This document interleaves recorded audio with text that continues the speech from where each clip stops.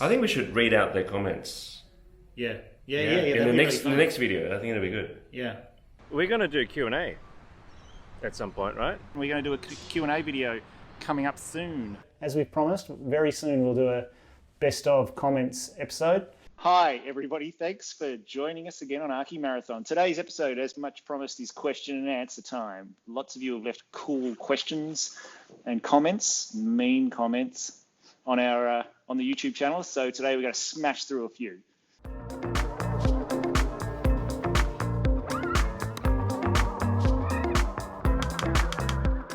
First of all, people start calling me Kev. Yes. Okay, question number one. No, It's Kevin. it's not. It's question number It's- one. Is it Kev or Kevin? It's Kev. Kevin. Kev. Okay, never call him Kevin. Oh, he doesn't like it. That's one question done. Question number two. Ben Kane said, amazing detailing and thought, AMA. That's your department there. But that must all come at a cost and likely out of reach for the other 99%.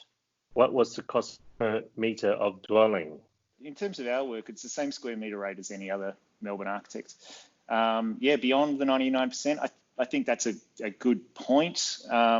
We live in a sort of economic system where it's difficult. We put in a lot of hours, architects do, and it's hard to actually quantify that for people to really understand how much labour goes into it. Custom That's building cost. Yeah, A lot. well, that's the thing is, if you're dealing with the inner city, so if you're dealing with a 5.5 metre wide block with a different, with a certain orientation, and then you've got different conditions to the two neighbours, and then you've got to apply the very stringent planning code to that, it means that every single project on a tight inner city block with a planning overlay will be a different solution. So that means you're dealing with a prototype every single time. It's not like building out in the paddocks.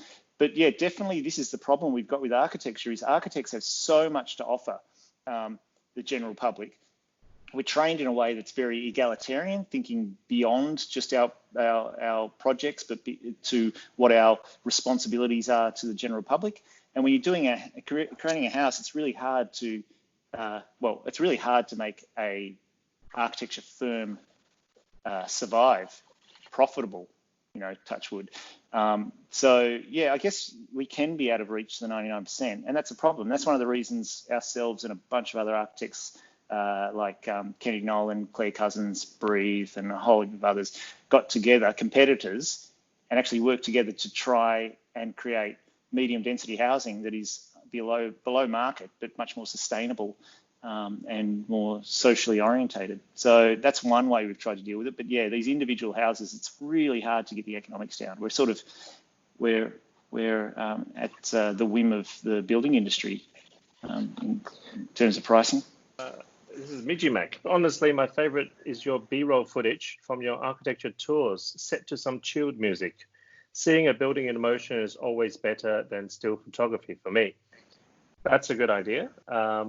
That's why I'm trying to make sure that there's as much footage as possible. And that's why we're reusing the ones that I've only started making 9 months ago.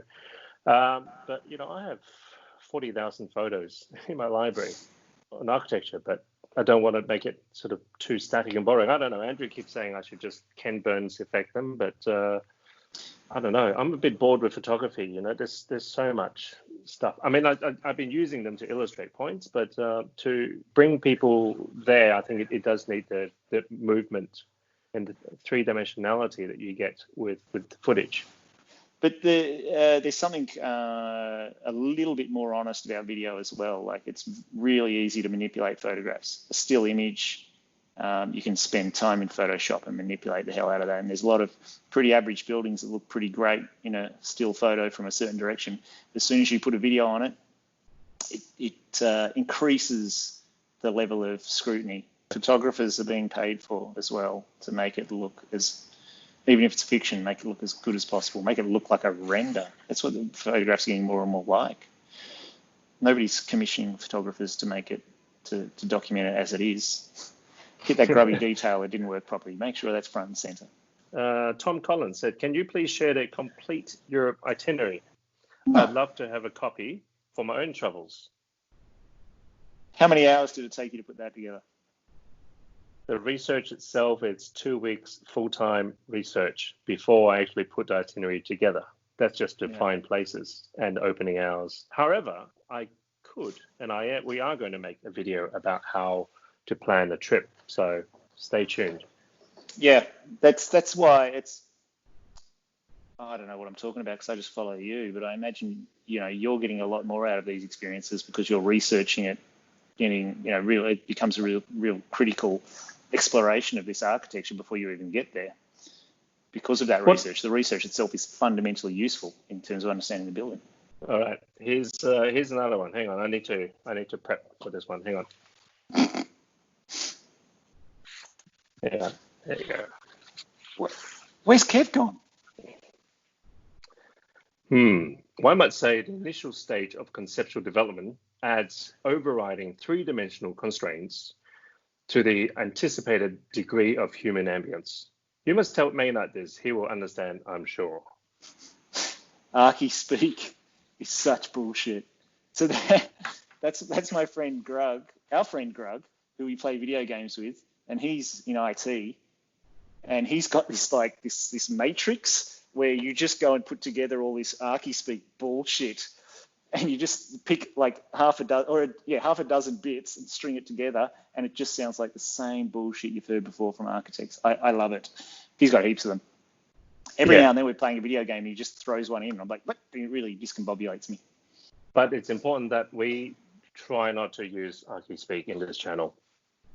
Oh, if you catch us, put in a comment and tell us off. Yeah. Like science is doing at the moment. Science communication is a big thing. Like we are really important. We're in this age of misinformation. We need to be clear about what we're doing, why we're doing it, and why it's of value. Architects need to learn the same thing, because while we may seem like a luxury working for the only 1%, we have a lot to offer the general public, and we just isolate ourselves if we talk like wankers, and we need to stop doing it. Louise Ouyang. She said, Andrew, I nearly choked on my food when you jumped out of that bathtub. I'm glad Kev gave you a lesson. Kevin gave you a lesson. Kev, no. Yeah, so that's why we've started adding warnings at the start of videos like the last one. The last one did have exploding Kevins, and then me shooting the bloody skull of an exploded Kev. It did contain nuts. But what sort? Now, this episode contains nuts. Yeah. Those sort. Okay, Architecture Bike Loop. We have Gabriel McLean who said, well done, electric bike. Yeah. The future of mobility. Yeah. People are not driving around as much these days. They're actually riding bikes now because of the lockdown. Yeah, I read an article that was saying this is the new toilet paper. Like bike shops are just selling out, and there's been a 75% drop in public transport usage in Sydney and Melbourne. And some cities around the world are actually just handing over car lanes to widen the bike paths to allow people to get around. It could be the time for electric bikes. Stephanie Dodd. Definitely can't do that by bike in Sydney. I'd like to see you try. Yeah, it is pretty Challenge hard. Accepted. But challenge accepted. But yes, Sydney's a hard place to ride around, but let's give it a crack. Make sure you have a electric bike for me, though. Oh, is Stephanie going to organise this for us? Thanks, Stephanie. Oh, here we go. Here's a good one. Fred Unwin said, in Spain, I've always wanted to see the rebuilt German pavilion in Barcelona, also known as the Barcelona Pavilion. Compared to what you have been showing us, it would seem to be too pedestrian. My fear is that I would be disappointed. Fear not. Yeah. That is not pedestrian. In fact, that is actually an episode I'd like to do, just to break down, this the Barcelona Pavilion and to see what makes it so special. Alex Prevost says, oof, I wish I had the time and money to do architectural tours, let alone doing them by public transit. I don't get that comment. Architecture travel tends to be cheaper because most of the things you see are free. So I don't know what you've And meant, public you know. transport is cheap. Yeah, Yeah. as opposed to And getting bussed around. I don't know. Or yeah, and the taxis. first Archie Marathon in 2010, we stayed in hostels, really good quality hostels, which is cheap. But of course, that forces you, hostels are really great because you're kind of forced out of your room to mingle and chat with other It's people. just somewhere to sleep and get to shower. That's it. Yeah, And then the city is your living room. yeah. And this thing, I hear people, I don't have enough time for that. No, it's about priorities. You need to prioritize certain things. And architectural travel is about education and professional development as well. That's the other thing. People that are stuck in an office smashing out drawings, man, you need to get out there and look at some buildings if you want to get any better, or even, do your job competently, because architecture is evolving, the technology is evolving, and you need to go and see these places to continue your professional development. Okay, Yay. here we go. Last one on my list. Twiggy Vlogs. She said that it seems like a false dichotomy to me, this idea of it's a trap, don't go to tourist locations. You can do the big tourist sites and the more obscure places. I think it's worth going to the tourist trap buildings. I'm glad I've been to Sagrada Familia in real life. The space had a profound effect on me, and was particularly the volume of space above my head and the way the light moves through the spaces. Looking at images didn't do the same thing. I can look at pictures of cake on Instagram all morning and still be hungry. Yeah, Yes, she's right, absolutely right. And we did cut it out. Barcelona, yeah. Well, we talked about this. I do try to include some of them because you can't go to Barcelona and not see the Sagrada Familia. You've got to do that. That's one point. The other point is clickbait, bro. Of course you should see this stuff, but we would recommend as experienced travelers that get organized, work out the off-peak times so you're not stuck there wasting an entire day. But also on my list, often list the sunrise, sunset times. So knowing something like a church, you want to see it in daylight. You may want to see it in low angle light so that the sun comes through the rose window or something, magical low angle sun. Just knowing that makes a huge difference in the experience. Hello. Yours look very subtle lenses.